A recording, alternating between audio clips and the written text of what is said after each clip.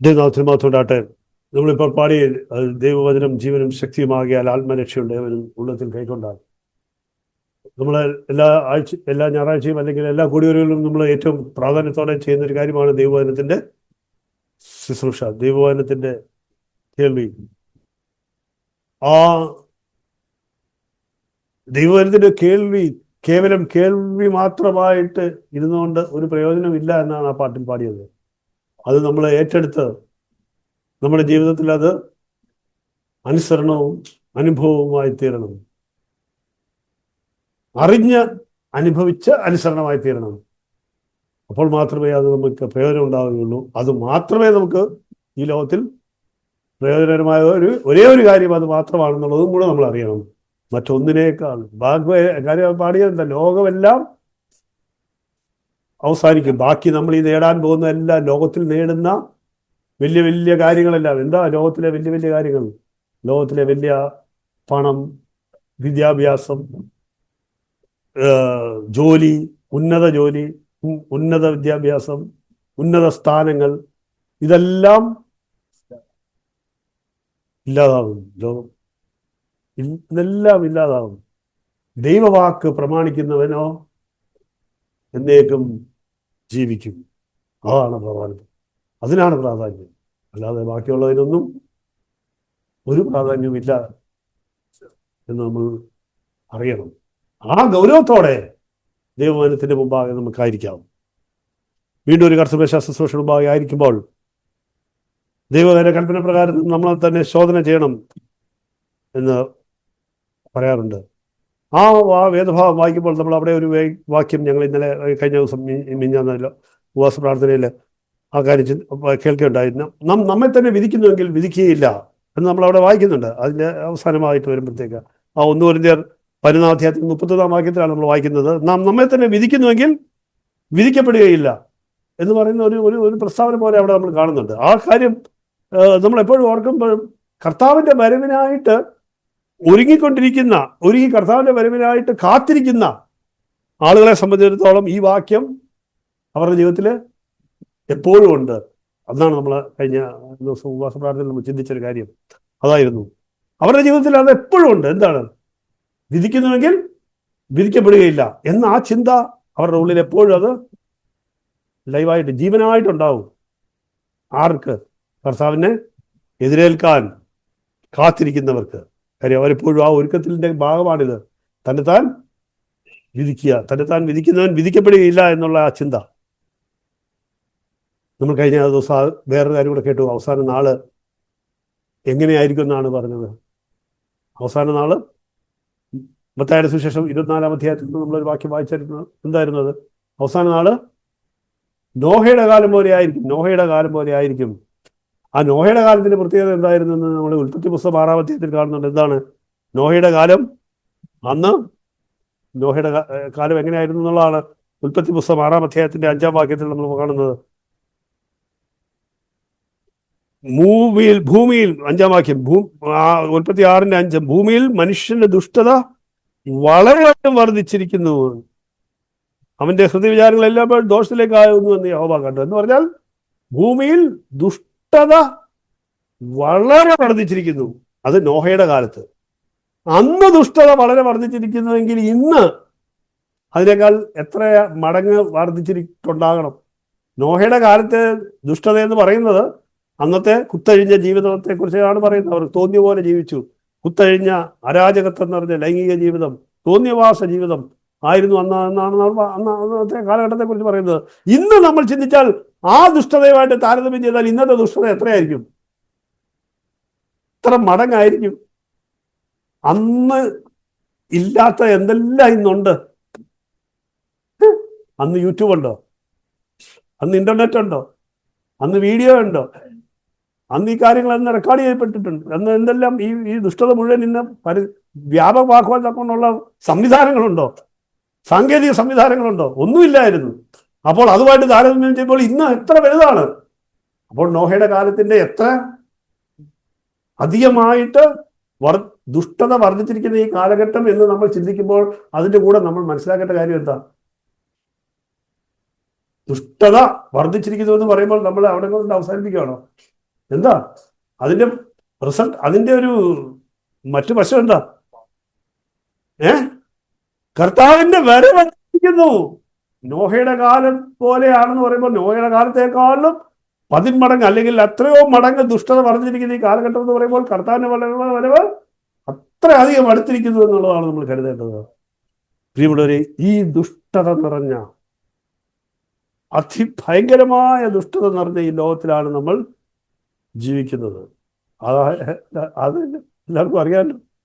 ആ ദുഷ്ടത നിറഞ്ഞ ലോകത്തിൽ വീണ്ടെടുക്കപ്പെട്ട ദൈവമക്കൾ എങ്ങനെ ജീവിക്കണമെന്നുള്ളതാണ്. പിതാവായ ദൈവം നോക്കുമ്പോൾ നമ്മുടെ ദൈവത്തെക്കുറിച്ച് പറയുന്നതിൻ്റെ ഒരു കാര്യം പറയുന്നത് എന്താണെന്നറിയാമോ? ഈ ദുഷ്ടത നിറഞ്ഞ ലോകത്ത് നമ്മൾ എങ്ങനെ ജീവിക്കണമെന്നാണ് പറയുന്നത് അറിയാമോ? വെളിച്ചമായ ജ്യോതിസുകളെ പോലെ എന്നൊക്കെ. പക്ഷെ അതിനു മുമ്പേ, ആ ജ്യോതിസ് ആകുന്നതിന് മുമ്പ് ഒരു കാര്യമുണ്ട്. യാക്കോബിന്റെ ലേഖനം 1-ാം അധ്യായം അതിന്റെ 27-ാം വാക്യത്തിലെ 2 കാര്യങ്ങൾ പറയുന്നുണ്ട്. ശുദ്ധവും നിർമ്മലമായ ദൈവഭക്തി എന്താണെന്നാ പറയുന്നത്. മതി, അതൊരു വശം. അത് കൂടാതെ രണ്ടാമത്തെ ഒരു കാര്യം കൂടെ ഉണ്ട്. എന്താണ്? ലോകത്താലുള്ള മാലിന്യം ഏൽക്കാതെ തന്നെത്താൻ സൂക്ഷിക്കുന്നത് കൂടിയാണ് അത്. അപ്പൊ പിതാവായ ദൈവം നോക്കുന്ന നിർമ്മലവും ശുദ്ധവുമായ ഭക്തി എന്ന് പറയുന്നത് എന്താ?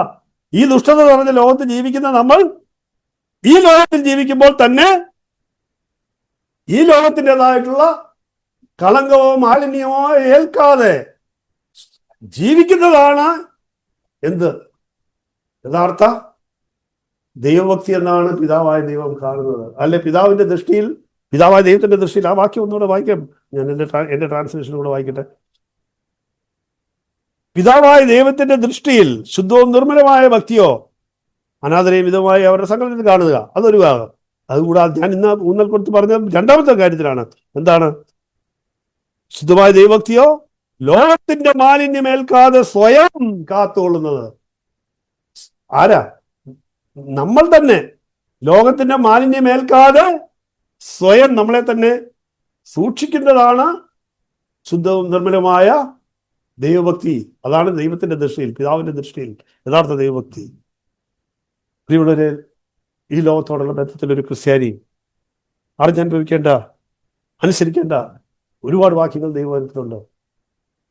നമുക്കത് നോക്കാം.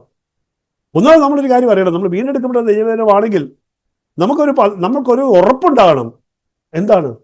നമ്മൾ ഈ ലോകത്തിലാണ് ജീവിക്കുന്നതെങ്കിൽ തന്നെയും നമ്മളെ അവിടെ കർത്താവ് ഒരു പ്രവൃത്തി നമ്മളിൽ ചെയ്തു. ആരിൽ? കർത്താവായ യേശുക്രിസ്തുവിലൂടെയുള്ള രക്ഷ അനുഭവിച്ച വീണ്ടെടുക്കപ്പെട്ട ദൈവജനത്തിൽ പിതാവായ ദൈവം ചെയ്തൊരു പ്രവൃത്തി ഉണ്ട്. എന്താണത്? നമ്മൾ എവിടെയാണ് ജീവിക്കുന്നത്? ഈ ദുഷ്ടലോകത്തിലാണ്. ദുഷ്ടത നിറഞ്ഞ, അങ്ങേറ്റം ദുഷ്ടത നിറഞ്ഞ ഈ ലോകത്തിലാണ് ജീവിക്കുന്നതെങ്കിലും നമുക്കൊരു കാര്യം നടന്നിട്ടുണ്ട്. നമ്മുടെ ജീവിതത്തിൽ ഒരു കാര്യം സംഭവിച്ചിട്ടുണ്ട്. അതെന്താണ്? അത് നമുക്ക് ഉറപ്പുണ്ടാവണം. ആ കാര്യം എന്താണെന്ന് ഗലാത്യയിലെ 1-ാം അധ്യായം അതിന്റെ 3-ാം വാക്യം. 1-ാം അധ്യായം 3-ാം വാക്യം. അത് തന്നെ. നമ്മുടെ ദൈവവും പിതാവുമായവന്റെ ഇഷ്ടപ്രകാരം ഇപ്പോഴത്തെ ദുഷ്ടലോകത്തിൽ നിന്ന് നമ്മെ വിടുവിക്കേണ്ടതിന് നമ്മുടെ പാപങ്ങൾ നിമിത്തം തന്നെത്താൻ ഏൽപ്പിച്ചു കൊടുത്തു. മതി. അവിടെ കർത്താവിന്റെ പ്രവൃത്തിയെ കുറിച്ച് പറഞ്ഞതിന് ശേഷം പറഞ്ഞ ആ പ്രവൃത്തിയിൽ എന്താണ് അനുഭവിച്ചത്? നമ്മൾ ഈ ദുഷ്ടലോകത്തിൽ നിന്ന് അപ്പൊ വീണ്ടെടുക്കപ്പെട്ടവരാണ് നമ്മൾ എന്നുള്ള ഉറപ്പ് നമുക്കുണ്ടാവണം. നമ്മൾ ഈ ദുഷ്ടലോകത്തിലാണ് ജീവിക്കുന്നതെന്ന് പറഞ്ഞ് ഭയപ്പെടേണ്ട. വീണ്ടെടുക്കപ്പെട്ട ദൈവനും, രക്ഷിക്കപ്പെട്ട ദൈവനും, വിശ്വാസികളായവർ, ക്രിസ്ത്യാനികളായവർ, കർത്താവിനെ അനുഗമിക്കാൻ ആഗ്രഹിക്കുന്നവർ, മനസ്സ് വെച്ചവർ, അവരെ സംബന്ധിച്ചോളം അവർ കുഴപ്പമുണ്ടാകേണ്ടത് നമ്മൾ ഈ ദുഷ്ടലോകത്തിൽ നിന്നും വീണ്ടെടുക്കപ്പെട്ടവരാണ്. കർത്താവായ യേശു ക്രിസ്തു കാൽവറിയിൽ ചെയ്ത പ്രവൃത്തിയുടെ ഫലമായിട്ട് നമ്മൾ ഈ ഭൂമിയിൽ ഈ ദുഷ്ടലോകത്തിൽ നിന്നും വീണ്ടെടുക്കപ്പെട്ടവരാണ് എന്നുള്ള തികഞ്ഞ ബോധ്യം നമുക്കുണ്ടാകണം. ആ വീണ്ടെടുപ്പിന്റെ ഒരു വീണ്ടെടുപ്പിന്റെ ഫലമായിട്ടാണ് പ്രിയമുള്ളവരെ നമ്മളോട് ചില കാര്യങ്ങൾ പറയുന്നത്. അല്ലാതെ നമ്മൾ ഇതിനകത്ത് മുഴുകി കിടക്കുമ്പോഴല്ല നമ്മളോട് ചില കാര്യങ്ങൾ പറയുന്നത്. ദൈവത്തിന്റെ വചനം നമ്മളെ വീണ്ടെടുത്തതിന് ശേഷമാണ് പറയുന്നത്. അതുകൊണ്ടാണ് കർത്താവ് തന്നെ തന്റെ ശിഷ്യന്മാരോട് മുൻകൂട്ടി പറഞ്ഞു, എന്നെ അനുഗമിക്കുന്ന നിങ്ങളെ സംബന്ധിച്ചോളം നിങ്ങൾ ഈ ഭൂമിയിൽ നിന്ന് ഞാൻ നിങ്ങളെ വീണ്ടെടുത്തതാണ്, തെരഞ്ഞെടുത്തതാണ്. വേദഭാവം അറിയാമല്ലേ? യോഹന്നാന്റെ സുവിശേഷം 15-ാം അധ്യായം അതിന്റെ 19-ാം വാക്യത്തില്, നിങ്ങൾ ലോകത്തിലുള്ളവരല്ല. യോഹന്നാന്റെ സുവിശേഷം നിങ്ങൾ ലോകക്കാർ ആഗ്രഹിച്ചെങ്കിൽ ലോകം തനിക്ക് സ്വന്തമായതിനെ സ്നേഹിക്കുമായിരുന്നു. ആ എന്നാൽ നിങ്ങൾ ലോകക്കാരായി ഇരിക്കാതെ ഞാൻ നിങ്ങളെ ലോകത്തിൽ നിന്ന് തെരഞ്ഞെടുത്തത് കൊണ്ട് ലോകം നിങ്ങളെ പകയ്ക്കുന്നു. നിങ്ങൾ ലോകത്തിലുള്ളവരായിരുന്നുവെങ്കിൽ ലോകം നിങ്ങളെ സ്വന്തം എന്ന് കരുതി സ്നേഹിക്കുമായിരുന്നു. എന്നാൽ നിങ്ങൾ ലോകത്തിലുള്ളവരല്ല, ഞാൻ നിങ്ങളെ ലോകത്തിൽ നിന്ന് തിരഞ്ഞെടുത്തിരിക്കുന്നു. ആ വീണ്ടെടുപ്പിന്റെ ഫലമാണ് നമ്മൾ. വീണ്ടെടുക്കപ്പെട്ടവരാണ് നമ്മളെന്ന് പറയുമ്പോൾ നമ്മൾ അറിയണം, നമ്മളെ ഈ ലോകത്തിൽ നിന്ന് ദൈവം കർത്താവായ യേശുക്രിസ്തു വീണ്ടെടുത്തിരിക്കുന്നു. നമ്മൾ ലോകത്തിൽ നിന്നുള്ളവരല്ല, ലോകത്തിൽ നിന്ന് തിരഞ്ഞെടുക്കപ്പെട്ടവരാണ്, ലോകത്തിലുള്ളവരല്ല. അതുകൊണ്ട് ലോകം നമ്മളെ വെറുക്കും. ഇനിയാണ് നമ്മൾ നോക്കേണ്ടത്, നമ്മൾ വാസ്തവത്തിൽ നമ്മളെ ലോകം പായിക്കുന്നുണ്ടോ? നമ്മൾ തിരിച്ചാ സംഭവിക്കുന്നത്. എന്താണ്? നമ്മൾ ലോകം നമ്മളെ പായിക്കുന്നില്ല, പകരം ലോകത്തെ നമ്മൾ സ്നേഹിക്കുന്നു. ലോകം നമ്മളെ പായിക്കുന്നില്ല, പക്ഷെ ലോകത്തെ നമ്മൾ, ഇതെന്തൊരു വൈരുദ്ധ്യമാണ്! ഇതല്ലേ സംഭവിക്കുന്നത്. നമ്മൾ ലോകത്തിൽ ജീവിക്കുകയും നമ്മൾ ലോകത്തെയും ലോകത്തിലുള്ളവരെയും ലോകക്കാരെയും വളരെ ഗൗരവത്തോടെ കാണേണ്ട ഒരു വചനമുണ്ട്. ഏറ്റവും ഗൗരവത്തോടെ കാണേണ്ട, വീണ്ടെടുക്കപ്പെട്ട ദൈവജനത്തെ സംബന്ധിച്ചോളം ലോകത്തോടുള്ള ബന്ധത്തിൽ കാണേണ്ട ഏറ്റവും ഗൗരവമുള്ള ഒരു വചനമാണ്. എന്താണ്? യാക്കോബിന്റെ ലേഖനം 4-ാം അധ്യായത്തിന്റെ 4-ാം വാക്യം.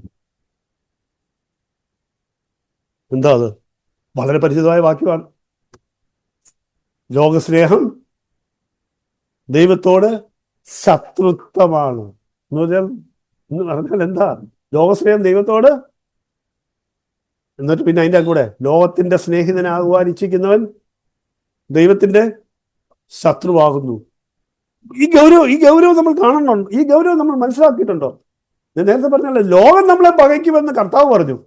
പക്ഷെ നമ്മളെ പകയ്ക്കുന്നില്ലെന്ന് മാത്രമല്ല, നമ്മൾ ലോകത്തിന്റെ സ്നേഹിതരാകൊണ്ടിരിക്കുകയാണ്. ലോകത്തെ സ്നേഹിച്ചുകൊണ്ടിരിക്കുകയാണെങ്കിൽ, ലോകത്തെ സ്നേഹിച്ചുകൊണ്ടിരിക്കുകയാണെങ്കിൽ, അല്ലെങ്കിൽ ലോകത്തിലുള്ളവരുടെ സ്നേഹിതരാകാൻ നമ്മൾ ആഗ്രഹിക്കുമ്പോൾ തന്നെ നിങ്ങൾ ദൈവത്തിന്റെ ശത്രുവാകുന്നു എന്നുള്ള വചനം നമ്മളെ മനസ്സിലേക്ക് പോലും വരുന്നില്ലെങ്കിൽ, ഇത് ഒന്നോർത്ത് നോക്കിയാൽ നമ്മൾ എത്രയോ കാര്യങ്ങളിൽ എത്രയെത്ര ഇടപെടലുകളിൽ നമ്മൾ ചുറ്റുമുള്ളവരോട്, ലോകക്കാരായിട്ടുള്ളവരോട് ഒരു വേർപാട് സൂക്ഷിക്കാൻ, അല്ലെങ്കിൽ അവരങ്ങനെ വെറുക്കട്ടെ, അവരെന്നോട് പിണങ്ങട്ടെ, അവരെന്നെ വഴക്കുണ്ടാക്കട്ടെ എന്ന് പറഞ്ഞ് നമ്മളൊരു നിലപാടെടുക്കുന്നതിന് പകരം അവിടെ നമ്മൾ എന്താ പറയുന്നത്? ഒരു ഒത്തുതീർപ്പ് അല്ലെങ്കിൽ ഒരു കോംപ്രമൈസ് ചെയ്ത് എങ്ങനെയും ആയിക്കോട്ടെ, അവരെ നമുക്കങ്ങ്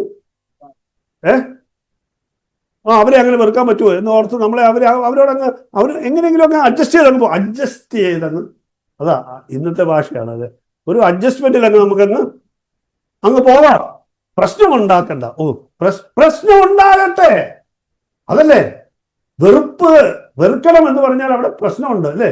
വെറുപ്പ് എന്ന് പറയുന്നിടത്ത് അവിടെ ഒരു പ്രശ്നമുണ്ട്. ലോകം നമ്മളെ വെറുക്കണം എന്ന് പറയുന്നിടത്ത് ഒരു പ്രശ്നമുണ്ട്. നമ്മൾ എന്താ വിചാരിക്കുന്നു? ഒരു പ്രശ്നമില്ലാതെ എങ്ങനെയെങ്കിലുമൊക്കെ അങ്ങ് പ്രിയമുള്ളവരെ, അവിടെയാണ് നമ്മൾ മനസ്സിലാക്കാതെ പോകുന്ന വലിയ ഗുരുതരമായ ഒരു വീഴ്ച നമുക്ക് സംഭവിക്കുന്നത്. നമ്മൾ ദൈവത്തിൽ നിന്ന് അകലുകയെന്ന് മാത്രമല്ല, ദൈവത്തിന്റെ ശത്രുപക്ഷത്തേക്ക് പോവുകയാണ്. ലോകത്തിന്റെ സ്നേഹിതനാകുവാൻ ഇച്ഛിക്കുന്നവൻ ദൈവത്തിന്റെ ശത്രുവാകുകയാണ്. നമ്മളൊരു പക്ഷെ പറയും, നമ്മൾ ലോകത്തിലുള്ളതിലൊന്നും സ്നേഹിക്കുന്നില്ല, ഞങ്ങൾ ലോകത്തെ സ്നേഹിക്കുന്നില്ല. പക്ഷെ നമ്മളറിയാതെ നമ്മൾ ഈ കോംപ്രമൈസ് ചെയ്യുന്ന ചില മേഖലകളുണ്ട്, നമ്മൾ അറിയുന്നില്ല. പരിശോധിക്കണം. അതുപോലെ ഗൗരവമുള്ളൊരു കാര്യമാണ് ആ വാക്യവും. എന്താണ്? ലോകത്തിലുള്ളതിനെയും സ്നേഹിക്കുക. എല്ലാവർക്കും അറിയാം, എപ്പോഴും പറയുന്നൊരു വാക്യം, ലോകത്തിലുള്ളതിനെ സ്നേഹിക്കുക. നമ്മളിങ്ങനെ പറഞ്ഞ് ലോകത്തിലുള്ളതിനെ സ്നേഹിക്കരുത്. എന്താണ് ലോകത്തിലുള്ളതെന്നുള്ള പോലും മനസ്സിലാകാതെ പറയും ലോകത്തിലുള്ളതിനെ സ്നേഹിക്കരുത്. എന്നിട്ട് കൺമോഹം, ജഡമോഹം, ജീവനത്തിന്റെ പ്രതാപം. ഇതൊക്കെ കാണാതെ അറിയാം, നമുക്ക് കാണാതെ വാക്യം അറിയാം. കൺമോഹം, ജഡമോഹം, ജീവനത്തിന്റെ പ്രതാപം, ഇതാണ് ലോകത്തെ നമ്മൾ സ്നേഹിക്കുന്നില്ല എന്ന് പറയുന്നു. അതൊക്കെ ഓരോന്നായിട്ട് എടുത്ത് പലതവണ നമ്മൾ ചിന്തിച്ചിട്ടുണ്ട്. പക്ഷേ ഞാൻ പറഞ്ഞിട്ട് അതിനേക്കാൾ കൂടുതൽ നമ്മൾ ലോകത്തെ സ്നേഹിക്കുന്നു എന്ന് പറയുന്നത് നമുക്ക് ചിലപ്പോൾ പറയാം. പല കാര്യങ്ങളും നമ്മൾ ലോകത്തിന്റെ പല കാര്യങ്ങളും വിടുന്നുണ്ടെന്ന്. പക്ഷെ നമ്മൾ ഇടപെടുന്ന ദൈനംദിന ജീവിതത്തിലെ പല ഇടപാടുകളിലും, നമ്മൾ ഇടപെടുന്ന പല ആളുകളോടുള്ള ബന്ധത്തിൽ നമുക്കവിടെ കാർക്കശ്യത്തോടെ, ഈ കാലഘട്ടത്തിന്റെ ആവശ്യം അതാണ്, കാർക്കശ്യത്തോടെ അല്ലെങ്കിൽ കഠിനമായിട്ട് നമുക്കൊരു വേർപാട് സൂക്ഷിക്കുവാൻ തക്കവണ്ണമുള്ള ഒരു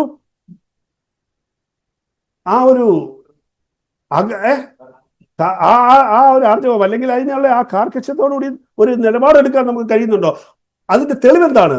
ആ കാർക്കശ്യത്തോടെ നമ്മളൊരു നിലപാടെടുത്തു എന്നുള്ളതിന്റെ തെളിവെന്ന് പറയുന്നത്, ആളുകൾ നമ്മളെ പകയ്ക്കും, ആളുകൾ നമ്മളെ വെറുക്കും, ആളുകൾ നമ്മളെ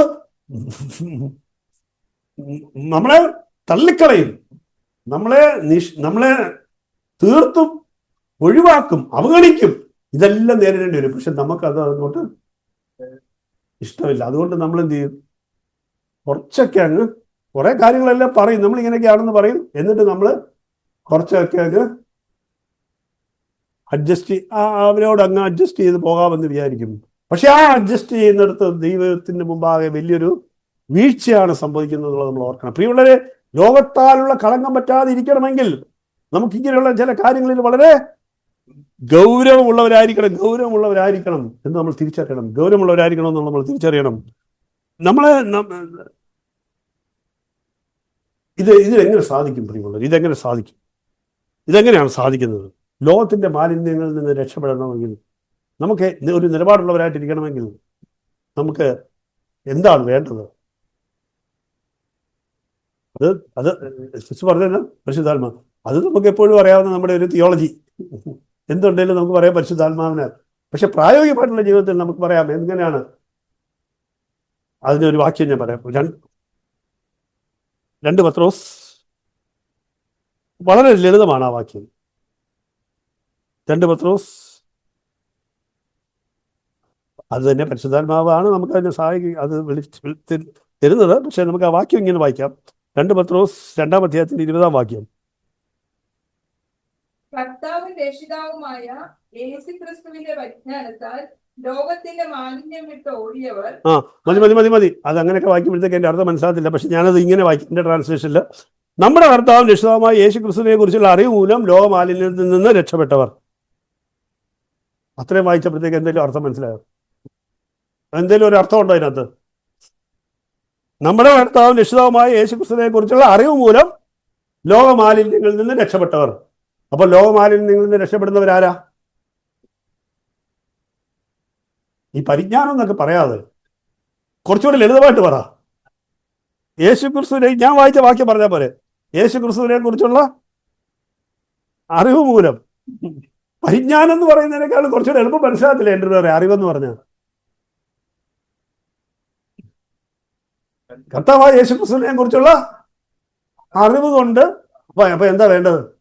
കർത്താവായ യേശുക്രിസ്തുവിനെ കൂടുതൽ അറിയുമ്പോൾ തന്നെ നമ്മൾ ലോകത്തിന്റെ മാലിന്യങ്ങളിൽ നിന്ന് രക്ഷപ്പെടും എന്നാണ്. അങ്ങനെയുള്ളവർ രക്ഷപ്പെടുമെന്നാണ്.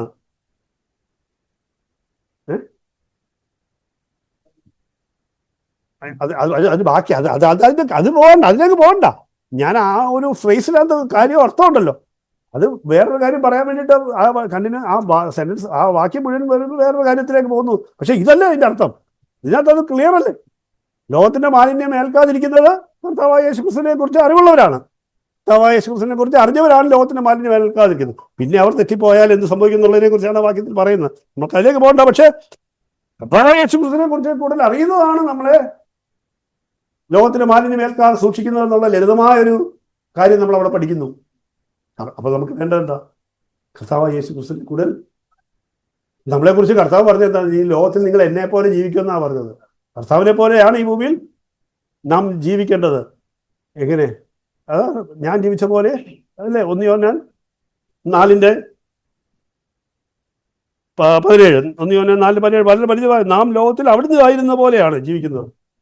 പ്രിയമുള്ളവരെ, ഇത് കഴിഞ്ഞിട്ടാണ് നമുക്ക് പറയാൻ പറ്റത്തുള്ളൂ. എന്ത്?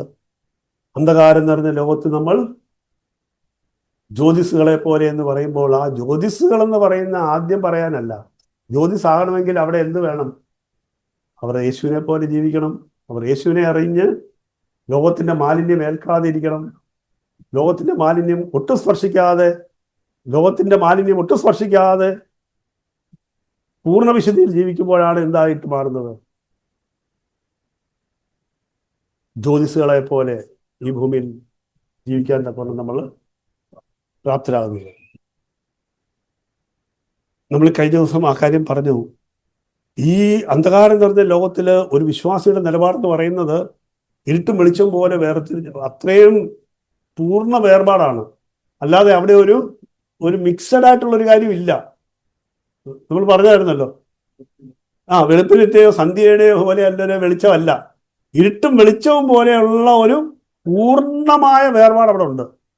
അതാ ജ്യോതിസുകളെ പോലെ വിളങ്ങുക എന്ന് പറയുന്നിടത്ത് കളങ്കം ഒട്ടുമില്ലാതെ ലോകത്തിന്റെ മാലിന്യം ഒട്ടും സ്പർശിക്കാതെ പൂർണ്ണ വെളിച്ചം, പൂർണ്ണതയിൽ ആണ് നമ്മൾ ജ്യോതിസുകളെ പോലെ തിളങ്ങേണ്ടത്.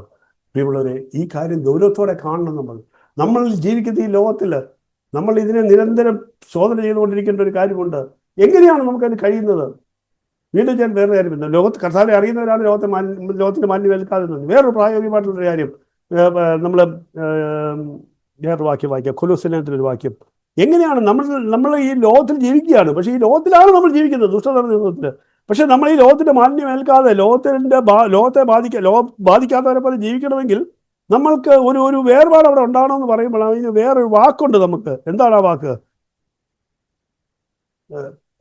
ഈ ചില വാക്യങ്ങളുടെ ചില ഫ്രേസ് മാത്രം എടുക്കുമ്പോഴാണ് നമ്മൾ അത് എടുത്ത് ചിന്തിക്കുമ്പോഴാണ് നമ്മൾ അതിൻ്റെ അർത്ഥം മനസ്സിലാവും.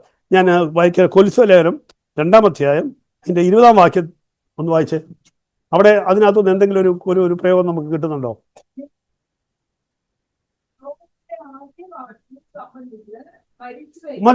മതി. അവിടെ എന്തെങ്കിലും ഒരു കാര്യം അവിടെ കാണുന്നുണ്ടോ? എന്താണ്? അതാണ് ലോകത്തിന്റെ ക്രിസ്തുവിനോടുകൂടെ ഈ ലോകത്തിന്റെ പ്രാദേശിക പ്രമാണങ്ങൾക്ക് മരിച്ചുവെങ്കിൽ ലൗകികരെ പോലെ അല്ല എന്ന് പറയുന്നത്. അപ്പൊ അവിടെ ബാക്കി വരുമ്പോൾ മനസ്സിലാകുന്നുണ്ട്. അപ്പം നമുക്ക് എന്താ വേണ്ടത്? ഈ ലോകത്തിന്റെ മാലിന്യമേൽക്കാതെ പൂർണ്ണ വിശുദ്ധിയിൽ ജ്യോതിസുകളെ പോലെ തിരങ്ങണമെങ്കിൽ അവിടെ പ്രായോഗിക ജീവിതത്തിൽ നടക്കേണ്ട ഒരു കാര്യമാണ് അവിടെ കാണുന്നത്. എന്താണ്? ക്രിസ്തുവിനോടുകൂടി ലോകത്തിന്റെ പ്രമാണങ്ങൾക്ക് നമ്മൾ.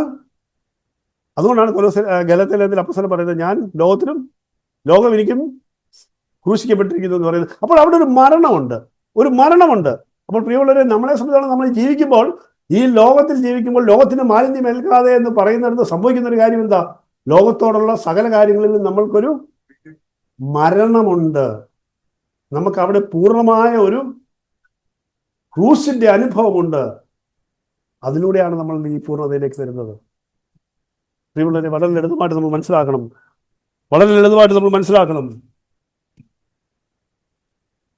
ഈ ലോക ജീവിതത്തിൽ ഇത് എന്തുകൊണ്ടുള്ള ബന്ധത്തിലാണ് നമ്മൾ പറഞ്ഞു തുടങ്ങിയത്? നോഹയുടെ കാലത്തെക്കുറിച്ച് പറഞ്ഞ് ഈ ലോകം ദുഷ്ടത നിറഞ്ഞതാണെന്ന് പറഞ്ഞ് ആ ദുഷ്ടത നിറഞ്ഞ ലോകത്തില് കളങ്കമേൽക്കാതെ ജീവിക്കുന്നതാണ് യഥാർത്ഥ ദൈവഭക്തി എന്ന് പറഞ്ഞാണ് നമ്മൾ തുടങ്ങിയത്. അപ്പോൾ യഥാർത്ഥ ദൈവഭക്തിയിൽ ജീവിക്കണമെങ്കിൽ എന്തൊക്കെ കാര്യങ്ങളാണ് നമ്മളിപ്പോൾ കേട്ടത്? അവിടെ നമ്മുടെ മരണമുണ്ട്. അത് തന്നെ നമ്മൾ ശിഷ്യത്വത്തെക്കുറിച്ച് പറയുമ്പോൾ പറഞ്ഞു, യോഹന്നാന്റെ സുവിശേഷത്തിൽ ഇല്ലേ, ഒരുവൻ ഈ ലോകം മുഴുവൻ നേടിയാലും അവന്റെ ജീവനെ കളഞ്ഞാൽ.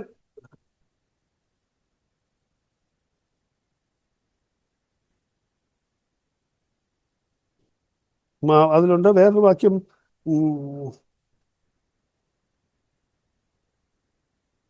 ഈ ലോകത്തിലെ മുഴുവൻ നേടിയിട്ടും അവന്റെ ജീവനെ നഷ്ടപ്പെടുത്തിയാൽ എന്ത് പ്രയോജനം?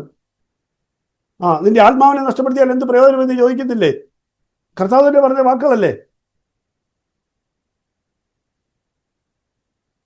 പ്രിയമുള്ളവരെ,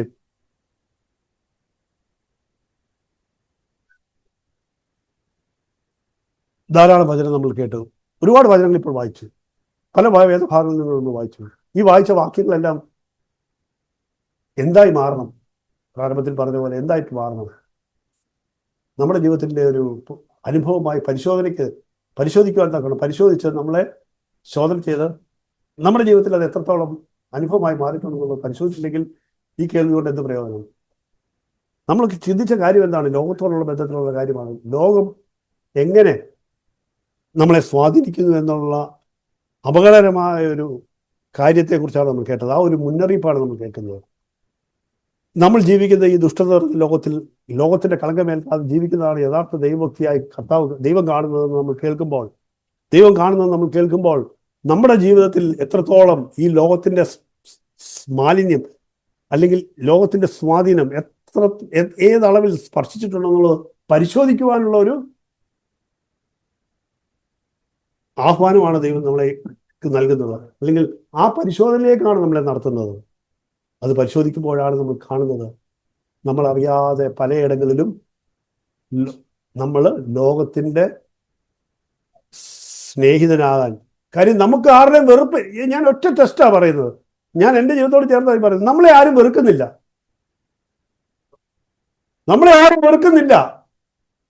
അപ്പൊ അതിന്റെ കാരണം എന്താ? നമ്മളെ ആരും വെറുക്കുന്നില്ല എന്ന് പറഞ്ഞാൽ നമുക്ക് അങ്ങനെ പറയാനില്ല. ലോകത്തിലുള്ളവരാരും നമ്മളെ വെറുക്കുന്നില്ല. അപ്പൊ ആ വചനം അപ്പോൾ ലോകം നിങ്ങളെ വെറുക്കുമെന്ന് പറഞ്ഞിരിക്കുന്ന വചനം അപ്പോൾ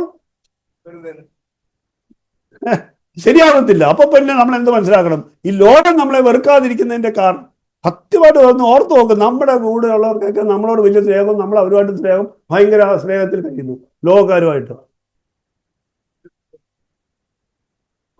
അപ്പൊ നമുക്ക് മനസ്സിലാക്കണം, നമ്മൾ അവിടെ എവിടെയോ ഒരു ഒത്തുതീർപ്പ് വന്നിട്ടുണ്ട് എന്നുള്ളത്. ഞാൻ എൻ്റെ ജീവിതത്തിൽ കണ്ടുകൊണ്ടാണ് പറയുന്നത്. നമ്മൾ കൂട്ടുകാരൊക്കെ ഉണ്ട്, പക്ഷെ അവരോടൊക്കെ പറയേണ്ട സമയത്ത് പറയാതെ പോകുമ്പോൾ നമ്മൾ അവരുടെ പ്രീതി കിട്ടാനും ശ്രമിക്കുകയാണ്, അല്ലെങ്കിൽ അവരുടെ സ്നേഹിതനാകാൻ ആഗ്രഹിക്കുന്നു. അത് അതാണ് എന്നെ മനസ്സിനെ വല്ലാതെ ഭയപ്പെടുത്തുന്നത്, എന്നെ ചിന്തിപ്പിക്കുന്ന അതാണ്. ഞാൻ മറ്റുള്ള ലോകത്തിലെ ആളുകളുടെ സ്നേഹിതനാകാൻ ഇച്ഛിക്കുമ്പോൾ, ആഗ്രഹിക്കുമ്പോൾ തന്നെ ഞാൻ ദൈവത്തിന്റെ ശത്രുപക്ഷത്തേക്ക് പോകുന്നു എന്നുള്ള ഗുരുതരമായ ഗൗരവമുള്ളൊരു കാര്യമായിട്ട് ഞാൻ അതിനെ കാണുമ്പോൾ പ്രിയമുള്ളവരെ, അതാണ് അതിനെ തുടർന്ന് മറ്റു പല കാര്യങ്ങൾ, പല വാക്യങ്ങൾ വായിച്ചു നമ്മളെ ലോകത്തിൽ. ഈ ഒരു കാര്യം വരുമ്പോഴാണ് മരണമൊക്കെ വരുന്നത്. നമ്മൾ ആ കാര്യം വരുമ്പോൾ നമുക്കൊരു മരണമുണ്ട്. ഞാൻ എൻ്റെ ഇഷ്ടം മരിച്ചു, എനിക്ക് വേണ്ട, അവിടെ അവരോടുള്ള താല്പര്യം വേണ്ട, അല്ലെങ്കിൽ ബന്ധുജനങ്ങൾ പറയുന്ന ചില കാര്യങ്ങൾ, നമ്മുടെ റിലേറ്റീവ്സ് നമ്മളോട് ചില കാര്യങ്ങൾ പറയുമ്പോൾ നമ്മൾ സമാധാനത്തിന് വേണ്ടിയിട്ട് എന്നാൽ പിന്നെ അവർ പറയുന്നത് കേട്ടേക്കാം എന്ന് വിചാരിക്കുമ്പോൾ അവിടെ നമ്മൾ ദൈവത്തിന്റെ ശത്രുപക്ഷത്തേക്ക് പോവുകയാണെന്ന് അറിയുന്നില്ല. അവിടെ നമുക്കൊരു മരണം ആവശ്യമുണ്ട്. അവിടെ നമ്മുടെ ആ സ്വന്തം ജീവനെ പൂർണ്ണമായിട്ട് മരിപ്പിക്കണം. നമ്മുടെ താല്പര്യം പൂർണ്ണമായിട്ട് മരണത്തിൽ ഏൽപ്പിച്ചു കൊടുക്കണം. എന്നാൽ മാത്രമേ നമുക്ക് ധൈര്യമായിട്ട് പറയാൻ പറ്റത്തുള്ളൂ, ഞാൻ ലോകത്തിനും ലോകം എനിക്കും. അല്ലെങ്കിൽ ഇപ്പോൾ കൊലോസ്യൻസിൽ വായിച്ചതുപോലെ, എന്താ പറഞ്ഞത്, കൊലോസ്യൻസിൽ വായിച്ച പോലെ ആദ്യ ലോകത്തിന്റെ പ്രമാണങ്ങളോട് ഞാൻ ക്രിസ്തുവിനോടൊപ്പം ഞാൻ മരിച്ചിരിക്കുന്നു എന്ന് പറയാൻ നമുക്ക് അപ്പോഴേ കഴിയുള്ളൂ. ക്രിസ്തുവിനോടുകൂടി ലോകത്തിന്റെ പ്രാഥമിക പ്രമാണങ്ങൾക്ക് മരിച്ചു എന്ന് നമുക്ക് പറയാൻ കഴിയണം. അത് മരിച്ചു കഴിഞ്ഞാൽ നമ്മൾ നമ്മുടെ താല്പര്യങ്ങളെ പൂർണ്ണമായിട്ടും നിഷേധിച്ചാൽ മാത്രമേ നമുക്ക് അതിന് കഴിയുള്ളൂ. പ്രിയമുള്ളവരെ, വചനം ധാരാളമുണ്ട്. ലോകത്തോട് അടിമരാകാതെ മനസ്സ് പുതുക്കി രൂപാന്തരപ്പെടുകയും. ഏതാ വാക്യം? റോമാലേഖനം 12:2. എല്ലാവർക്കും കാണാതെ അറിയാം. അതിൻ്റെ കൂടെ ഒരു കാര്യം കൂടെ ഉണ്ട്. അതിൻ്റെ എന്നാൽ മാത്രമേ നമുക്ക്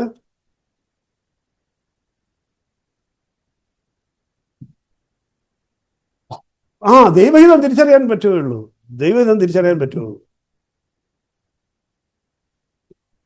ദൈവത്തിന്റെ ഇഷ്ടം തിരിച്ചറിയാൻ പറ്റുകയുള്ളൂ.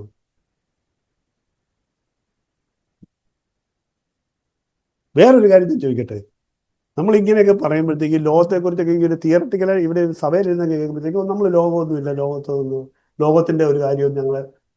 പക്ഷെ സത്യസന്ധമായിട്ട് വേറൊരു കാര്യം ഞാൻ ചോദിക്കട്ടെ, ലോകവുമായിട്ട് ബന്ധപ്പെട്ടുള്ള നമ്മുടെ ജീവിതത്തിന്റെ കാര്യങ്ങളല്ലേ നമ്മുടെ പലപ്പോഴും ഉള്ള ചിന്താമണ്ഡലം, വേറെ ചിന്താകുലങ്ങൾ, അല്ലെങ്കിൽ ആകുല ചിന്തയ്ക്ക് കാരണം മുഴുവൻ എവിടെ നിന്നാണ് വരുന്നത്? ലോകത്തിലുള്ള നമ്മുടെ പല പല കാര്യങ്ങളോടുള്ള ബന്ധത്തിലാണ്. ആണോ? അങ്ങനെയാണെങ്കിൽ അത് നമുക്ക് വലിയ അപകടകരമായ പലതും സംഭവം നടക്കുമെന്നുള്ളതും കൂടെ ദൈവം പറയുന്നുണ്ട്. അറിയാവോ? ഇവിടെ ഇരിക്കുന്നതുകൊണ്ട് വചനം കേൾക്കുന്നുണ്ട്, പക്ഷെ നമ്മൾ ഇറങ്ങിയിട്ട് നമ്മുടെ മനസ്സിൽ മുഴുവനും മോന്റെ കാര്യം, മോളുടെ കാര്യം, മോന്റെ ജോലിയുടെ കാര്യം, ഈ ലോക ജീവിതത്തോടുള്ള ബന്ധത്തിലുള്ള കാര്യങ്ങളാണ് നമ്മുടെ ചിന്തയിലെങ്കിൽ ഈ കേട്ട വചനങ്ങളെല്ലാം ഫലമില്ലാതായി പോകുമെന്നാണ് ദൈവം പറയുന്നത്. അത് ഏതാ വാക്യം അറിയാമോ? മത്തായിയുടെ സുവിശേഷം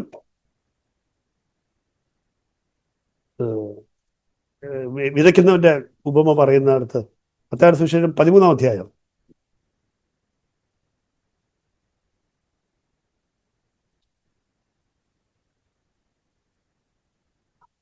മത്തായിയുടെ സുവിശേഷം 13-ാം അധ്യായം അതിന്റെ 22-ാം വാക്യം.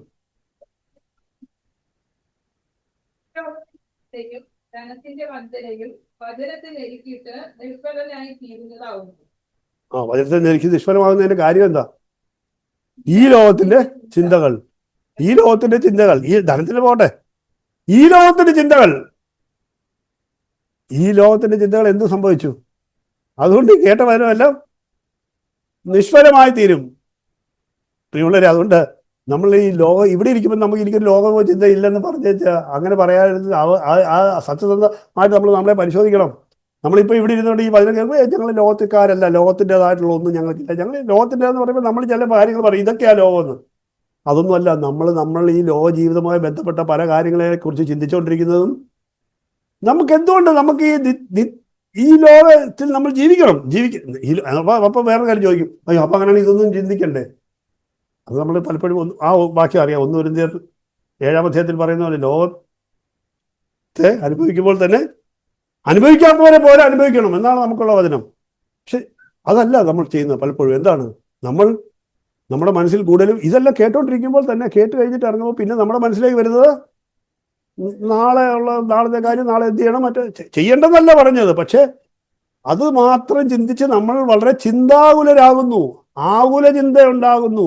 അങ്ങനെ ആകുല ചിന്തയും ചിന്താകുലത്താലും ഭാരപ്പെടുമ്പോൾ ഈ വചനമൊന്നും നമ്മുടെ ജീവിതത്തിൽ ഫലമുണ്ടാകത്തില്ല. എന്ന് മാത്രമല്ല, ഇതിനെക്കുറിച്ച് വേറൊരു മുന്നറിയിപ്പോടെ കർത്താവ് പറയുന്നുണ്ട് ലൂക്കോസിന്റെ സുവിശേഷത്തിൽ. ചിന്താകുലത്താൽ ആ ദിവസം കെണി പോലെ വരുമെന്ന് പറഞ്ഞിരിക്കുന്ന ഒരു മുന്നറിയിപ്പുണ്ടല്ലോ.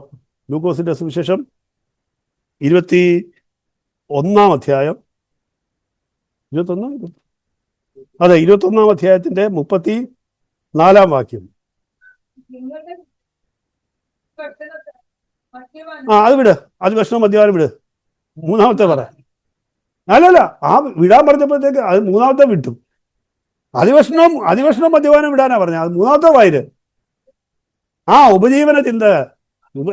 ഉപജീവന ചിന്തയാൽ എൻ്റെ ട്രാൻസ്ലേഷനിൽ കുറച്ചുകൂടെ ജീവിതത്തിന്റെ ചിന്താകുലങ്ങൾ. ഞാൻ നേരത്തെ പറഞ്ഞ ആ വാക്യം തന്നെ, ജീവിതത്തിന്റെ ചിന്താകുലങ്ങൾ. ജീവിതത്തിന്റെ ചിന്താകുലങ്ങൾ ഭാരപ്പെട്ടിട്ട് എന്ത് സംഭവിക്കുന്ന പറഞ്ഞിരിക്കുന്നത്? ആ ദിവസം എന്ന് പറയുമ്പോൾ ഏതാ? കർത്താവിന്റെ വരവ്. ആ ദിവസം ഒരു കെണി പോലെ നിങ്ങളുടെ മേൽ വരാതിരിക്കുവാൻ സൂക്ഷിച്ചുകൊള്ളുകയും. കെണി പോലെ വരാതിരിക്കാൻ സൂക്ഷിക്കുന്നത്. 2 കാര്യങ്ങൾ ഇപ്പോൾ നമ്മൾ കേട്ടത്. 2 കാര്യം ഏതിനോട് ബന്ധപ്പെട്ടാണ് പറഞ്ഞത്? 2 മുന്നറിയിപ്പുകളാണ്. 1, വചനം നിഷ്ഫലമായി പോവും. 2, കർത്താവിന്റെ വരവ് നമ്മൾ അറിയാതെ പോകും. 2നും കാരണം എന്താ? ചിന്താകുലം. എന്തിനെ കുറിച്ചുള്ള ചിന്താകുലം? ഈ ലോക ജീവിതത്തെക്കുറിച്ചുള്ള ചിന്താകുലം. ഈ ലോക ജീവിതത്തെക്കുറിച്ചുള്ള ചിന്താകുലത്താൽ നമ്മൾ ഭാരപ്പെട്ടിട്ട് കർത്താവിന്റെ വരവ് അറിയാതെ പോകും. അതൊരു മുന്നറിയിപ്പാണ് പ്രിയമുള്ളവരെ. ഒരുപാട് വചനങ്ങൾ ഇപ്പൊ ഇങ്ങനെ ഒന്നിനോടൊന്ന് റിലേറ്റ് ചെയ്ത്, അല്ലെങ്കിൽ ലോകത്തിന്റെ ബന്ധത്തിൽ നമുക്ക് പല പല വചനങ്ങൾ എടുക്കാം. എല്ലാവരും ഇങ്ങനെ കേട്ടോണ്ടിരിക്കുന്നുണ്ട്, വചനമൊക്കെ എന്നെ കേൾക്കുന്നുണ്ട്. പക്ഷെ എന്താണ് നടക്കേണ്ടത്? ഈ വചനങ്ങളെല്ലാം എന്തായിട്ടാണ് കാണുന്നത്? ഈ വചനത്തെയൊക്കെ നമ്മളിപ്പോൾ വായിച്ചു, അല്ലെങ്കിൽ നമ്മളിപ്പോൾ സംസാരിച്ചു, ഇവിടെ കേൾക്കുന്നു. വചനത്തിന്റെ പല രീതിയിൽ കണക്ട് ചെയ്ത് പലതും അങ്ങോട്ടും അതിൻ്റെ ഓരോന്നിൻ്റെ അർത്ഥവും അല്ലെങ്കിൽ അതിൻ്റെ അനുഭവം അതെങ്ങനെയാണെന്നുള്ളത് വ്യാഖ്യാനത്തോടു അല്ലെങ്കിൽ അർത്ഥം മനസ്സിലാകുന്ന രീതിയിൽ ഇപ്പോൾ കേൾക്കുന്നു. ഇങ്ങനെയൊക്കെ കേട്ടിട്ട് അതെന്തായിട്ടാണ് നമുക്ക് മാറുന്നത്, തീരുന്നത്? ഇപ്പോൾ ഓരോരുത്തരും സത്യസന്ധമായിട്ട് തങ്ങളോട് തന്നെ ഒന്ന് ചോദിക്കണം, എന്തായിട്ടാണ് ഇപ്പോൾ തീരുന്നത്? ഇതെന്തായിട്ടാണ് കേട്ടത്? സാജിബ്ര അത് അവിടെ ഇരുന്നുകൊണ്ട് വേദോത്സവത്തിൽ നിന്ന് കുറെ വാക്യങ്ങൾ വായിച്ചു, അത്രയേ ഉള്ളൂ. അങ്ങനെയാണോ? അല്ല, അതുകൊട്ടെ, എന്തായിട്ടാണ് ഇത് കേട്ടതെന്നാണ് ഞാൻ ചോദിച്ചത്. ഞാൻ ഇവിടെ ഇരുന്നുകൊണ്ട് വേദോത്സവം വായിച്ചു എന്നാണോ കേട്ടത്? ദൈവത്തിന്റെ വചനമായിട്ട് ആർക്കുള്ളത്? അത് പറയാൻ അറിയാമായിരുന്നു ആ ഉത്തരവ്. അതായത് എനിക്കുള്ളതെന്ന് ഒന്നുകൂടെ ഒന്ന് മനസ്സിനോട് പറ, സ്വന്തമായിട്ടൊന്ന് പറയണം. എനിക്കുള്ളതാണെങ്കിൽ അവിടെ ഒരു ഫലം നടക്കണം പ്രിയമുള്ളവരെ. ഇന്നത് നടക്കണം. എന്താണ്? ഇന്ന് ഇവിടെ നിന്ന് ഈ മീറ്റിംഗ് കഴിയുമ്പോൾ പോലും നമ്മുടെ മനസ്സിൽ അത് ജീവനായിട്ടിരിക്കണമെങ്കിൽ നമ്മുടെ മനസ്സിൽ ഒന്നാമത്തെ ചിന്ത ദൈവമായിരിക്കണം. ഒന്നാമത്തെ ചിന്ത, മുഴുവൻ ചിന്തയും ദൈവവും ദൈവരാജ്യവും ദൈവമുമ്പായുള്ളൊരു ജീവിതമായിരിക്കണം. അതിന് താഴെയാണ് നമ്മുടെ ഈ ലോക കാര്യങ്ങളെല്ലാം. അത് ദൈവത്തിന്റെ സർവാധികാരത്തിന്റെ കീഴിലും പരമാധികാരത്തിന്റെ കീഴിലും നിയന്ത്രിക്കപ്പെടുന്നതാണെന്നുള്ളതും അവിടുത്തെ അധികാരത്തിന്റെ കീഴിലാണെന്നുള്ളതും വിശ്വസിക്കുകയാണെങ്കിൽ നമ്മുടെ ചിന്താകുലങ്ങളൊന്നും ഉണ്ടാകത്തില്ല. ചിന്താകുലങ്ങളൊന്നും നമ്മുടെ ചിന്തയിൽ ദൈവത്തിനും ദൈവത്തിന്റെ അധികാരത്തിനും ദൈവത്തിന്റെ പരമാധികാരത്തിനും ദൈവരാജ്യത്തിനും ദൈവമുമ്പായുള്ള ജീവിതത്തിനുമാണ് നമ്മുടെ ചിന്തയിൽ എപ്പോഴും വാഴുന്നതെങ്കിൽ, നമ്മുടെ ചിന്തയിൽ എപ്പോഴും അതാണുള്ളതെങ്കിൽ, നമ്മുടെ ദൈനംദിന ജീവിതത്തിന്റെ മറ്റു കാര്യങ്ങളെല്ലാം നടന്നു പോകുമെന്നുള്ള വിശ്വാസം നമുക്ക് അതങ്ങനെയാണല്ലോ. മുൻപേ തന്നെ രാജ്യവും നീതി അന്വേഷിക്കുകയും അതോടുകൂടി നിനക്ക് നമുക്ക് വേണ്ടതെല്ലാം ദൈവം നൽകുമെന്നുള്ള വിശ്വാസമാണ് നമുക്ക് ഉണ്ടാകേണ്ടത്. അതുണ്ടാകും. പക്ഷേ ഇപ്പോൾ നമുക്ക് മറ്റേതാ വേണ്ടി നിൽക്കുന്നത്. ഏതാ? ഞാൻ എന്തെങ്കിലുമൊക്കെ ചെയ്ത് ചിന്തിച്ച് നമ്മൾ അതൊക്കെ ചെയ്യണം. അയ്യോ നീ നാളെ എന്താ ചെയ്യണം, മറ്റന്നാൾ എന്താ ചെയ്യേണ്ടത്, അയ്യോ നീ മറ്റേ അത് ചെയ്തില്ലെങ്കിൽ നീ എന്താ കുഴപ്പം, ഇങ്ങനെയുള്ള ചിന്തകളാൽ ഭാരപ്പെട്ടിരിക്കുന്നുണ്ട്. വചനം കേട്ടു ഒരു പ്രയോജനവുമില്ല. ഈ ചിന്താവലകളാൽ ഇങ്ങനെ ഇരിക്കുന്നുണ്ട്. കർത്താവ് വരുന്നത് പോലും നമ്മൾ തിയറി അറിയാം. കർത്താവിന് വരുമ്പോൾ നമ്മൾ ഒരുങ്ങിയിരിക്കണം. ഈ ഒരുക്കം എന്ന് പറയുന്നത് പോലും അറിയാതെ പോകും ഈ ചിന്താവലത്താൽ. നമുക്ക് അതിനുവേണ്ടിയുള്ള മാർഗത്തെക്കുറിച്ചുള്ള പല വചനങ്ങളും നമുക്ക് കേട്ടു. നമ്മളെ തന്നെ ഭരിപ്പിക്കുക, കർത്താവിനെ കൂടുതൽ അറിയുക. കർത്താവിനെ കൂടുതൽ അറിയുന്നത് എങ്ങനെയാണ്? കർത്താവിനെ കൂടുതൽ അറിയുന്നത് ദൈവവചനത്തിലൂടെ. കർത്താവിനെ കൂടുതൽ അറിയുക. കർത്താവിനെ കൂടുതൽ അറിയുമ്പോൾ ലോകത്തിന് മാലിന്യം നൽകാതെ. പ്രിയമുള്ളവരെ, നമ്മൾ എന്തെല്ലാം ദൈവഭക്തിയുടെ കാര്യങ്ങൾ പറഞ്ഞാലും പിതാവിൻ്റെ ദൃഷ്ടിയിൽ ലോകത്തിൻ്റെ മാലിന്യം ഏൽക്കാതെ നമ്മളെ തന്നെ സൂക്ഷിക്കുന്നതാണ് ശുദ്ധവും നിർമ്മലമായ ദൈവഭക്തി എന്ന് നമ്മൾ തിരിച്ചറിയണം. വചനങ്ങളാൽ എനിക്ക് വീണ്ടും വീണ്ടും ഞാൻ ഭയപ്പെടുന്ന ഒരു ഒറ്റ കാര്യം ഇതാണ്. വചനത്തിൻ്റെ കേൾവി നമ്മളെ കൂടുതൽ